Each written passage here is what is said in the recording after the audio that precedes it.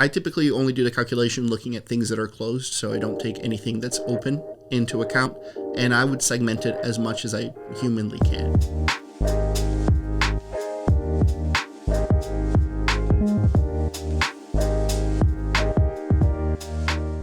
Welcome to the Lean Scale podcast, where we talk about everything RevOps. Thank you for listening.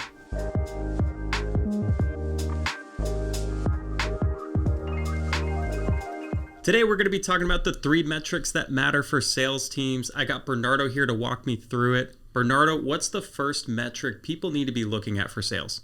The first metric you should be looking at is weighted pipeline coverage. Weighted pipeline coverage. There's 2 components to that there. Walk me through the weighted aspect. How do you weight your pipeline, and what do you recommend? Yeah, so the starting basics is you're going to assign a percentage weight of that pipeline that will be forecasted into the future. So early stage deals are going to have less of an impact on overall pipeline than things that are further along. And then what you're going to want to layer in is a deal health or a subjective gut component in order to help tailor that to be exactly what you're looking for in terms of forecast accuracy. What would be some examples of deal health, and how would you use it to discount? Yeah. So one of the things that you can look at is, for example, let's say that you have a deal that's in a late stage, let's say legal review, for example, right? You're right at the finish line, but you know that the company that you're working with has a really robust process that might require some kind of compliance that you're not entirely sure you're going to clear or something like that.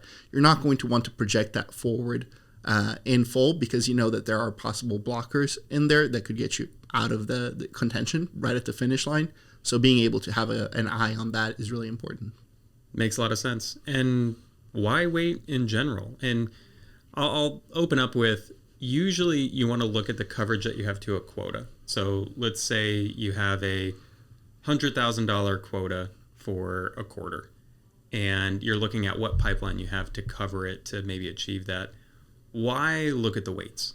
Yeah, so the weights are going to be your best historical benchmark that you can use in order to move things along. So one of the things that we recommend with weights is using your previous close one rates if you have those in the past. So looking at your conversion rates and using those to model what you're seeing in terms of future performance.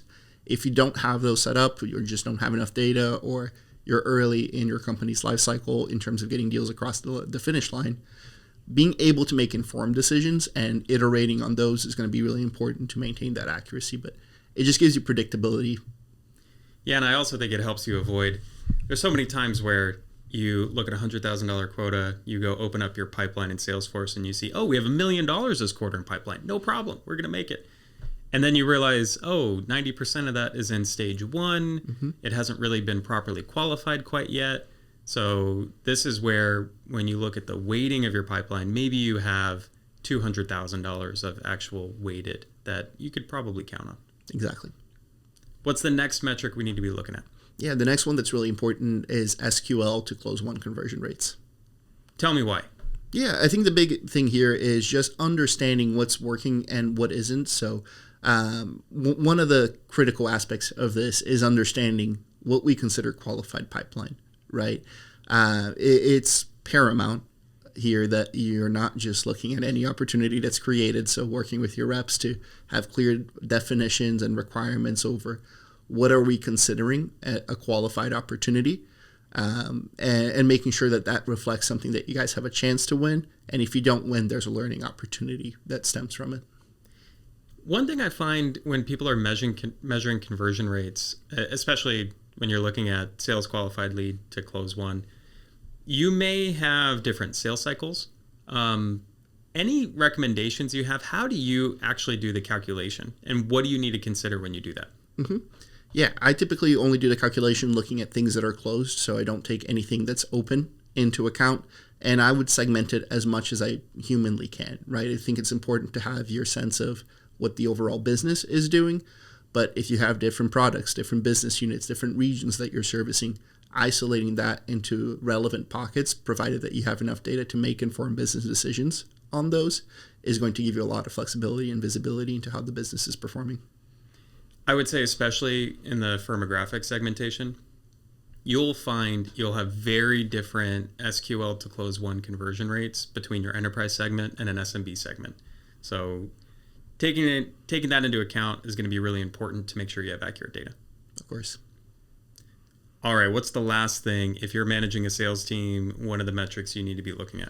I think the most important thing here to call out is kind of related to the one that we just talked about, but it's going one step deeper in terms of your close rates and understanding your win-loss reasons in there. And I think it's important to look at both sides of the coin. I think you're going to have more learnings on the loss side than on the win side, but understanding why customers are signing with you and not somebody else, there's a lot of value in that too. How would you look at analysis like that? Are there certain reasons you're looking for? What are the typical reasons? One, are companies even tracking those reasons sometimes? Oftentimes, yes, but not well, right? I think the big thing here is breaking things down into close loss reasons and win reasons that are relevant to your business and actionable.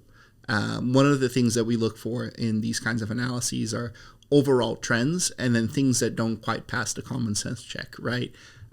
One of the things that drives me insane, for example, is if we are in a deep stage in the pipeline and things are being lost as we lost contact and they're unresponsive. There should be no reason you're deep in a sales cycle and you don't have any better reason as to why things didn't close. So looking for those kinds of anomalies and having a clear understanding of when things are becoming problems, right? For example, if in your first call, you're closing 70% of things on pricing, that's a pretty clear market indicator that you might have something to work on. Makes sense. Yeah, I like when something's in the legal review stage and then it's, we lost contact. How did you get to legal review stage? Well, Bernardo, these are great. I think just to sum it up for everybody who's listening, if you're running a sales team, 3 metrics that matter the most. Take a look at your weighted pipeline coverage. That's going to let you know if you're going to hit your forecast or not, and also becomes the basis for future planning. Take a look at those SQL to closed won conversion rates. This is going to let you know if anything is going off the rails in the middle of a quarter, in the middle of a year, and will also be a good baseline for planning as well. And then go analyze why you won and why you lost and use that data to get better in the future. Bernardo, thank you. Thank you, Anthony. Thank you for listening to this episode. If you liked the discussion, please like, share, and subscribe to wherever you listen to podcasts so you never miss a new episode.